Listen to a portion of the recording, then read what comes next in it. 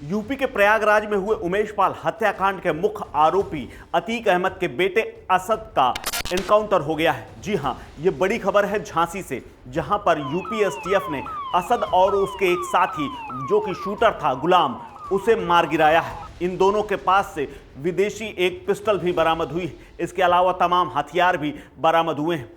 Deputy SP नविंदु और उसके साथ में लगी हुई टीम को यह सफलता हाथ लगी है। बताया जा रहा है कि दोनों तरफ से काफी देर तक फायरिंग हुई और उसके बाद यूपी एसटीएफ की गोली का असद शिकार हुआ है। आपको बता दें, कल ही साबरमती जेल से लेकर के प्रयागराज में उसके पिता अतीक अहमद की पेशी आज की जा रही है और उसके साथ में उसका भाई भी मौजूद था। एक तरफ प्रयागराज में जहां पेशी हो रही थी, वहीं दूसरी तरफ यूपी एसटीएफ लोकेशन ट्रेस कर रही थी और आज उसको पता चला कि वो झांसी में भाग रहे हैं और झांसी में छिपने की जगह तलाश रहे हैं, जहां पर यूपी एसटीएफ ने उन्हें दोनों को मार गिराया है। बताया जा रहा है एडीजी जो कि एसटीएफ के हैं अमिताभ यश, उन्होंने इस बात की पुष्टि की है कि असद और गुलाम एनकाउंटर में मारे गए हैं। उनके पास से हथियार भी मिले हैं और आपको बता दें कि एसटीएफ के एडीजी ने ये बात भी कही है कि उनकी लोकेशन झांसी मिली थी। आपको बता दें कि इससे पहले अब तक इस हत्याकांड यानी उमेश पाल हत्याकांड से जुड़े हुए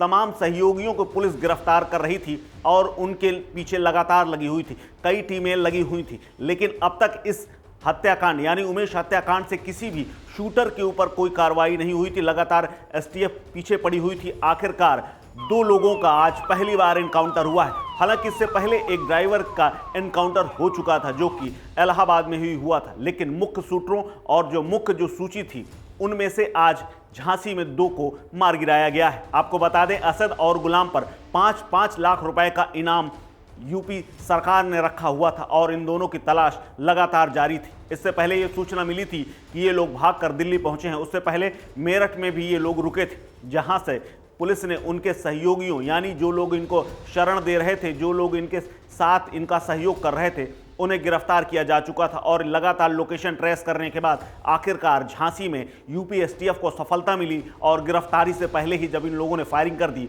तो उसके बाद यूपी पुलिस का ये कहना है कि दोनों एनकाउंटर में मारे जा चुके हैं। आपको बता दें, इस हत्याकांड के बाद से लगातार यूपी पुलिस और एसटीएफ इन हत्यारों के पीछे पड़ी हुई थी। हालांकि अभी भी कई लोग फरार हैं, जिनमें से गुड्डू मुस्लिम जो कि बमबाज है, इसके अलावा तमाम दूसरे सहयोगी अभी भी फरार हैं, उनकी तलाश जारी है। लेकिन इस बीच माना जा रहा है कि असद और गुलाम जो कि सरेंडर करने की फिराक में थे और पूरे प्रदेश में घूम रहे थे और भाग रहे थे, लेकिन एसटीएफ उनके पीछे पड़ी हुई थी और आखिरकार झांसी में उन्हें मार गिराया गया है।